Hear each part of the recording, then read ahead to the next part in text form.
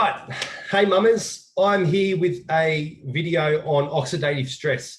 It's something that I've seen pop up a fair bit lately, and I wanted to dot the I's, cross the T's, and make sure you have the right information, because the right information is going to allow you to make the right decisions, especially if if somebody slides into your DMs or slides into your inbox with a brand new opportunity and a fantastic product, which always happens when this kind of thing kind of becomes a popular topic. Okay, and it's just, look, I've been around long enough to see it happen.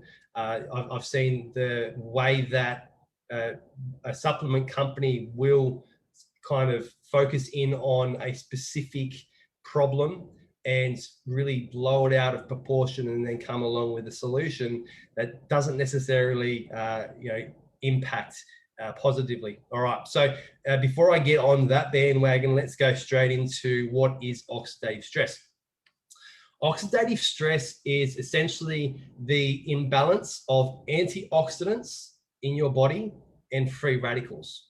Okay, when there's an imbalance, what happens is the free radicals, they go out of control, and they keep oxidizing cell tissues like membranes and that kind of thing, and it can create some damage inside of your body. And that damage is shown in the aging process, diseases, illnesses, so on and so forth. So we obviously want to avoid oxidative stress. But let me make this clear. Oxidization is a very key and important part of the metabolic process. Your body oxidizes things all the time. It oxidizes the food that you eat.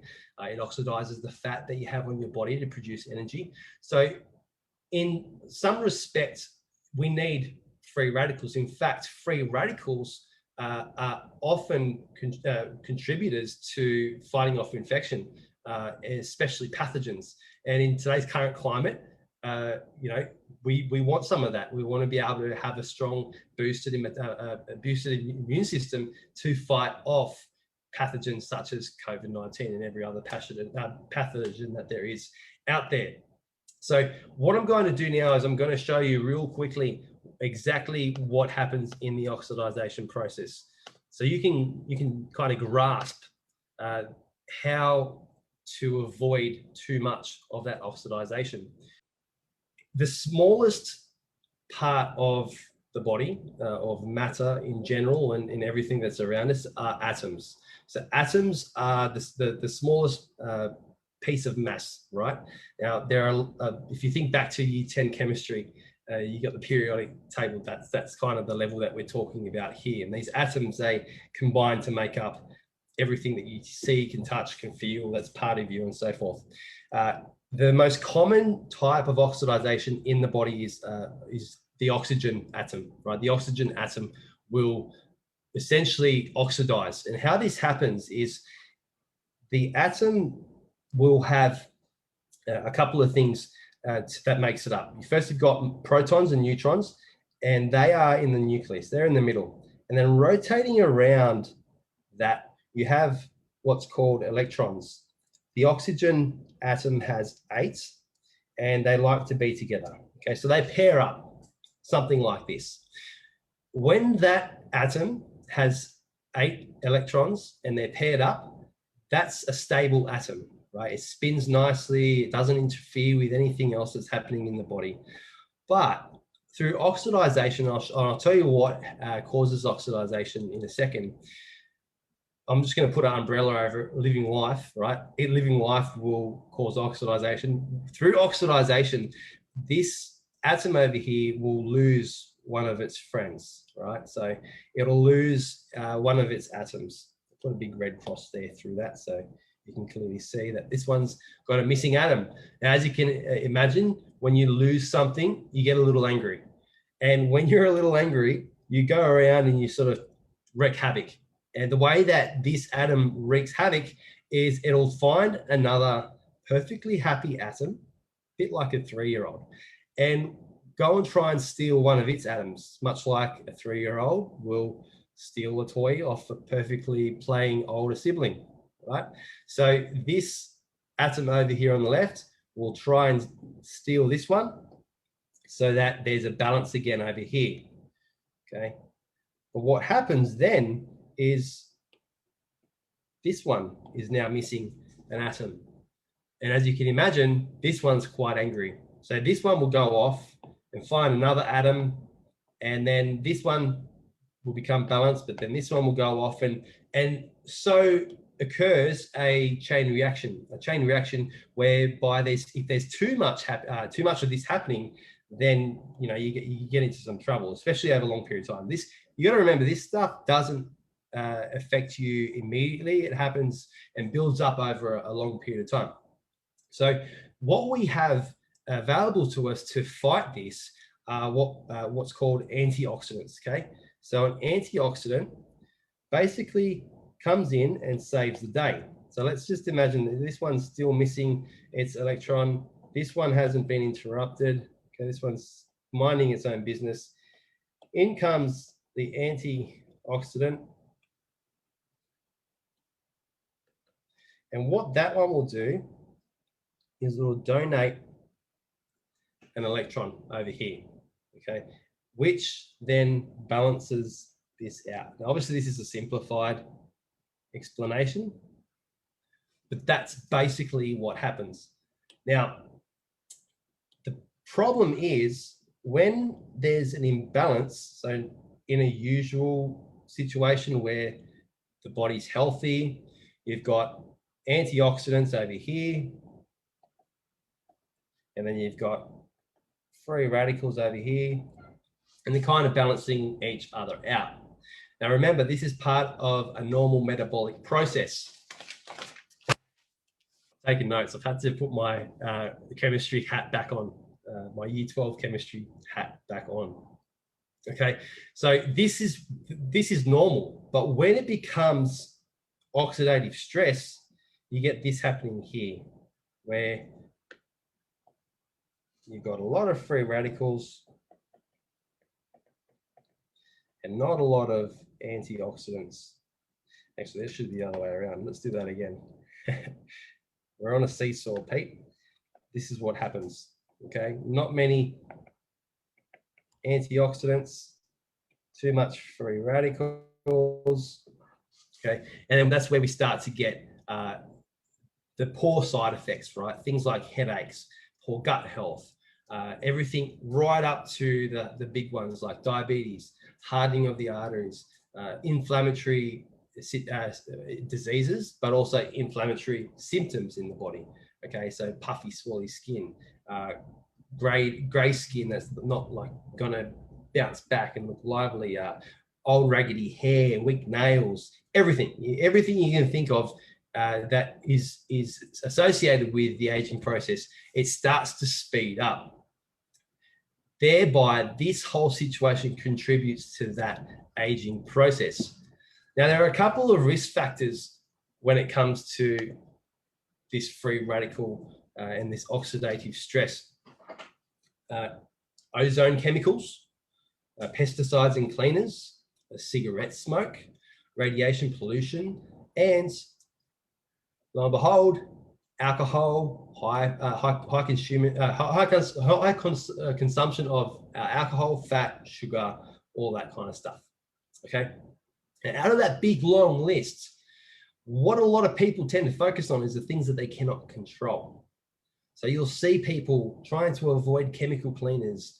You'll see people go to all these lengths to avoid certain things in their packaged food items, and they'll have essential oils, and they'll do all of this stuff. They'll take pills to offset all of this the simple stuff, right? All the simple stuff that you can do to reduce oxidative stress.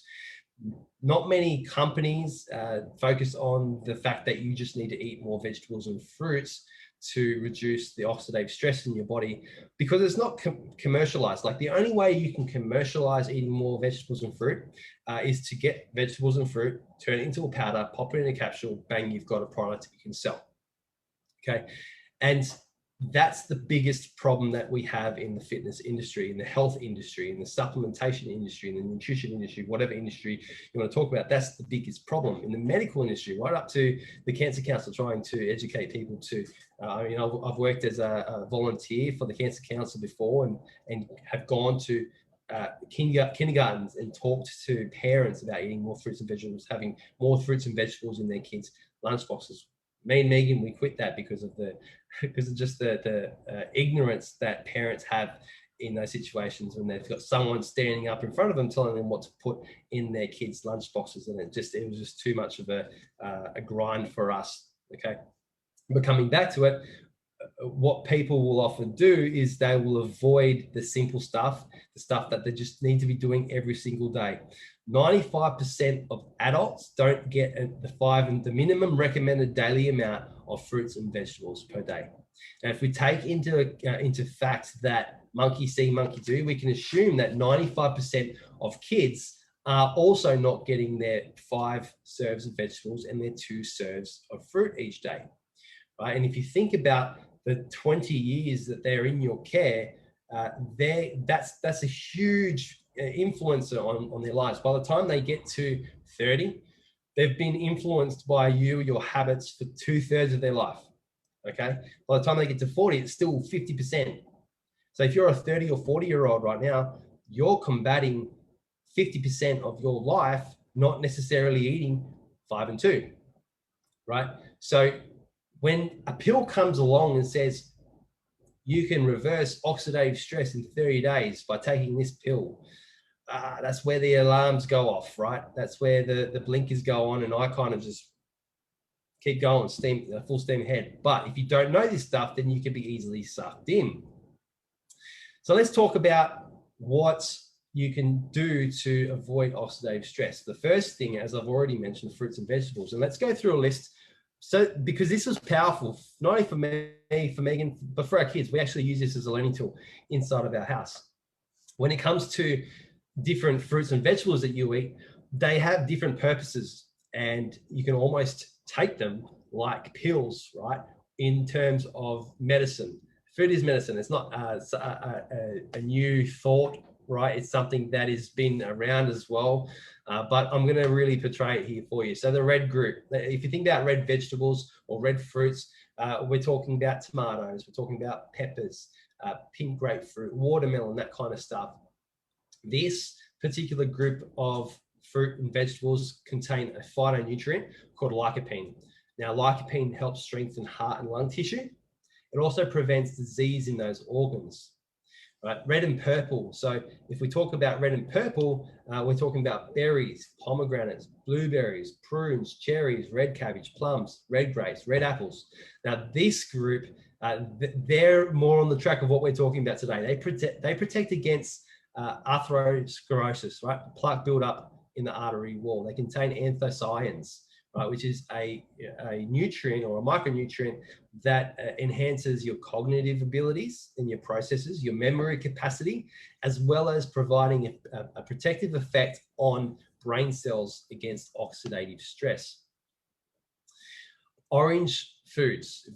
If you think about orange foods, you're thinking about apricots, carrots, acorn, mangoes, butternut squash, pumpkins, sweet potatoes, cantaloupe, yams. We're not in America, so sweet potato, right? Now this has alpha and beta carotene, right? This is going to protect against cancer and maintain eye health. We've got the yellow-orange group, mandarins, pineapples, nectarines, papaya, tangerines, peaches, tangelos.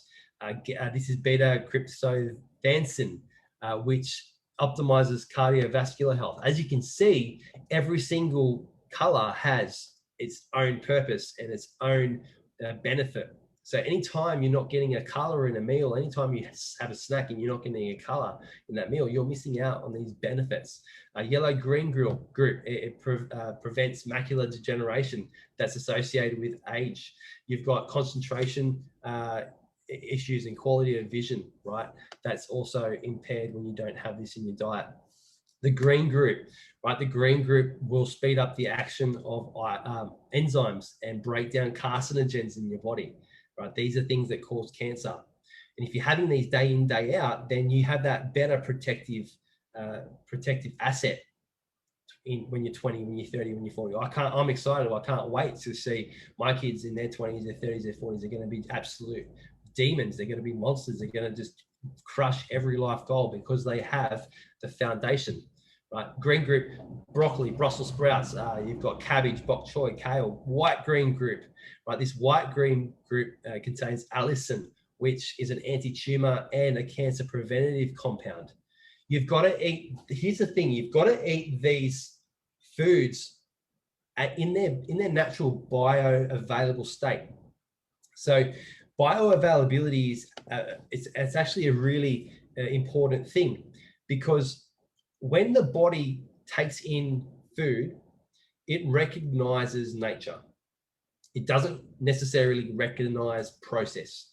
So if you're eating an apple, in that apple, in a red apple, you're going to have the lycopene. Okay, that was the antioxidant and the nutrient that I talked about earlier. In that apple, when you eat that apple, you're going to have a bunch of other chemicals and nutrients and enzymes that allow your body to unlock that lycopene. Okay, if you then go and get a pill that has the lycopene in it, but it doesn't have all the enzymes, all the chemicals, and all the nutrition that that apple had, you're not going to get the full benefit from that lycopene. Okay, this is a really important thing to grasp, because a lot of the time we want to try and take the easy way out, right? And would rather, when we're busy, take a pill than eat an apple, right? So the main thing that I want you to take away from this conversation is there's a lot of things that you can't avoid. You may change all of the cleaners, all the cleaning chemicals that you have in your house, but if you take yourself to another place, like a workplace, and they've got chemicals and pesticides everywhere, well, you're going to have a hard time avoiding that. You may decide not to eat, normal food and go for organic. When you go out, you're not necessarily always going to be able to access organic, right?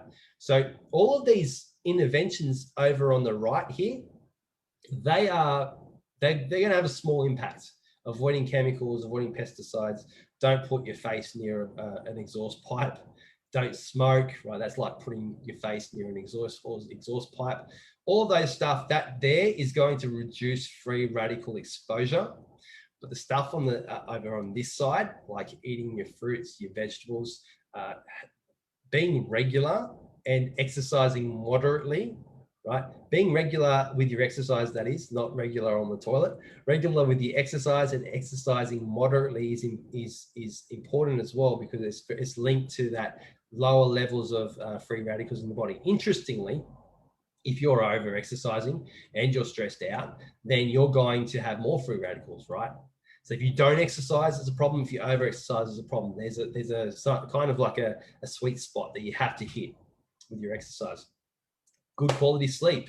Melatonin is very important in reducing the risk of free radicals in the body, right? So this is everything that we cover in the Fit Mum method, and we do it in a stage by stage process where, okay, we take everything that you need to change. There might be 100 things, and we figure out what is the most important one to start with. What is the one that's going to have the biggest effect? Most of the time it's sleep, because if you don't have sleep, then you don't have melatonin, you're not getting a restful sleep. You don't have a bunch of other things as well, but we'll talk about melatonin here. And then you're not going to wake up in a primed state. You're not going to wake up wanting to eat healthy. You're not going to wake up wanting to move more than you need to. So you'll take shortcuts and cut corners all day. Right? We start there because that's important. And then we start to look at, all right, well, macros, calories, push them out of the way. Let's focus on just getting more variety in your food, eating more colors. And hey, if you're doing the Fit Mum method with me right now, you probably haven't even noticed, but you're eating maybe 3, 4, even 5 times more types of foods than you did when you first started.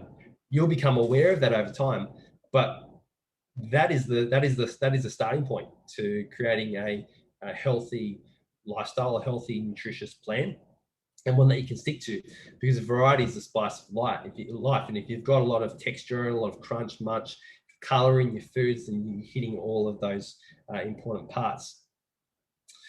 Okay, so these are just things that you should be doing, and these are just things that your kids should be exposed to. Now, up until this point, you have not necessarily been at fault for what you've learned as a child, the environment that you were brought up in, you know, the accessibility that you have for food or for money or whatever the case might be.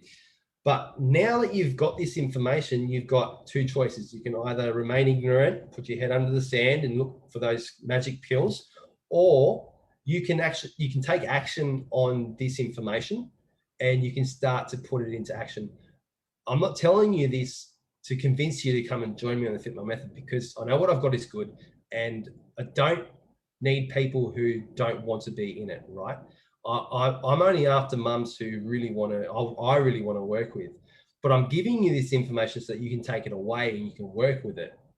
And you might work with it to a point where you've improved your sleep, you've noticed a little bit of fat loss, you're looking a little bit leaner, but then you get stuck and you're at a point where, all right, yeah, I really want to work with Pete and I really want to work with the Fit My Method. So we start there, right? So this information for you right now is free. Take it away and use it. Don't just listen to it. Don't just be one of those assholes that consume information but do absolutely nothing with it. Be the person that takes this information away. Challenge yourself to including a weird, colorful, weird looking, I said weird twice, plant from your greengrocer that you've never actually tried. Right? Get your kids to go into the shops with you and say, hey, pick a vegetable or pick a fruit and we'll make a dish around this vegetable or fruit.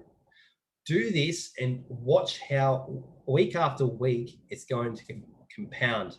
And eventually you're going to notice that you're eating more variety, you're feeling better, you're looking better, you're functioning better. I hope you enjoyed this. Don't fall for the bullshit scams out there, and have a great day. If you've got any questions, leave them in the comment section below. You can always reach out to me via PM. I love it. And if you are looking to see if you're a good fit for the Fit My Method, if we're going to work together and we'll work together well, then I've got an intake coming up 1st of Feb.